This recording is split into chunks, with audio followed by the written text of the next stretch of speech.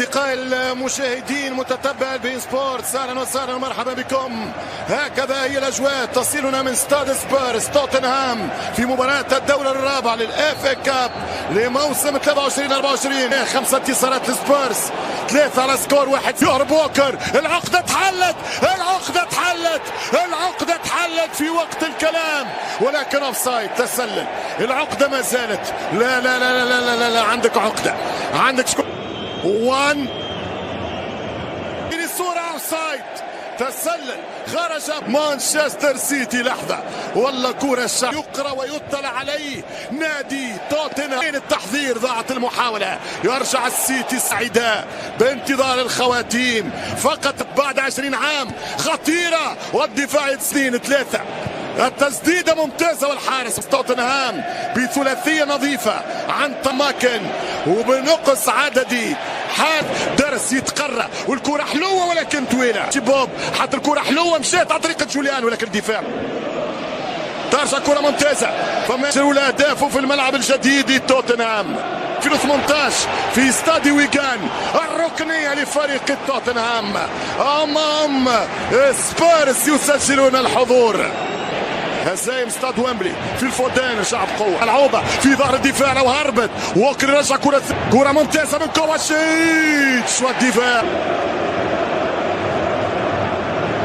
عودها له المرة الثانية. فودان كيما جات اللمسة خطيرة والجول والريت عالی. اسکار باب سمت چپ سانت انجام میشه روی دروازه. ما برای کدام بازیکن به گواردیول مستقیم محوطه جریمه میاره در عرض. پاس برای ماتوکو، پاس خوب به دهانه دروازه. اودوگی یه لحظه جمع کرد، چه اشتباهی میکنه اونجا اودوگی، اما خودش میاد و جبران میکنه و یه خطا رو میگیره. نزدیک بود کار بده دست تاتنهام. سیتی کولوسفسکی به دنبال توپ هست، ضربه سر میاره پشت محوطه جریمه. 1-2 که میرفت اونجا انجام رو به زیبایی قطع کرد. اینجا بود که میندازن به دنبال توپ هست اونجا. ریچارد بعد از برخورد ورزشگاه زیبای تاتنهام هاتسپر میبینید که در جایگاه مخصوص حرکت رو آغاز کردن بازیکنان تاتنهام. توپی که می‌نازم داخل محوطه جریمه 1-2 که میرفت با تیمو ورنر انجام بده. ببینیم چه زمانی با سکاوایی منچستر سیتی پاس عالی رو میندازه تیمو وردو. سیلوا رو به عقب، رودری ضربه نرم رو زد، دوباره برگشت داده میشه. اسکار باب میتونه شوت رو بزنه، انقدر معطل کرد که راه رو برو بستن. اسکار باب با هم دیگه ببینیم اینجا رودری.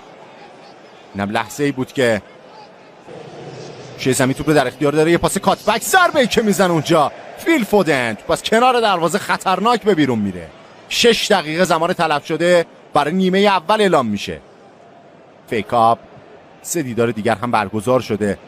لحظات دیگر آلوارز بنتانکور توپ رو انداخت جلو پای آلوارز که در همین لحظه پولتیرنی سوت پایان نیمه اول رو.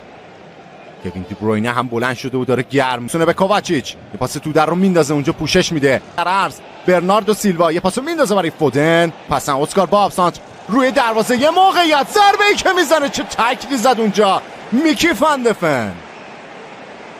عالی کار کرد در خط دفاعی، نذاش آلوارز دروازه رو برای رودری. 1-2 که شکل میگیره. فودن سانتش آلوارز به دهانه دروازه، توپ رو به عقب پاس میده گواردیول و تکل خوب رو زدن اونجا بازیکنان تاتنهام. توپ رو جلو میبره، پاس رو میندازه برای برنان جانسون که از بهترین فرصت های راه میندازه کولوسفسکی رو، اما پورو سانتر انجام میده روی دروازه. پرتاب انجام بشه. اینجا بود که ورنر، اینجا بود که زد پای چهره گریلیش رو هم میبینید. یه خوشوبشی هم داشت با لو. میاد گوشه محوطه جریمه، تیمو ورنر میاره در عرض، سانتی کرده برنان جانسون. یه موقعیت به دهانه دروازه پاس برای کولوسفسکی. واکر میرفت کنه اینجا، زد پای اودوگی رو. عرض خود جانسون پشت محوطه جریمه، پاس به بازی میاد و جرمی دوکو سر رو بزنه. رومرو برخورد داشت با رودری.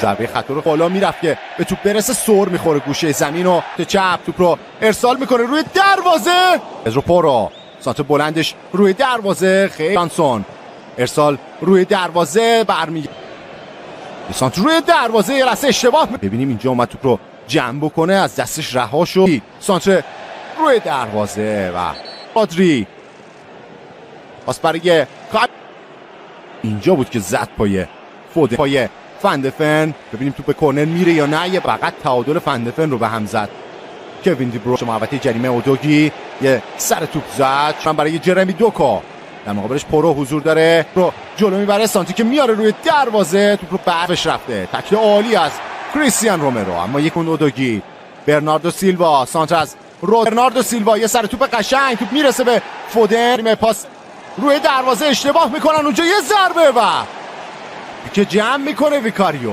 درست جایی رفت که ویکاریو حضور داشت شانس آورد یه لحظه اشتباه چه جایی توپ رو لو میدن کوین دی بروینه کجا زد چی کار کرد کوین دی بروینه موقعیت باد آورده ای که به راحتی از دست رفت برای سیتی باز هم هویبیرگ بود که اشتباه کرد پاس عالی فودن زرنر توپ رو میاره داخل محوطه جریمه چقدر خوب سرعت بالای کایل واکر دقیقه 83 یه ضربه با سرعت بالا داخل محوطه جریمه ضربه که اینجا بود که ضربش رو به سمت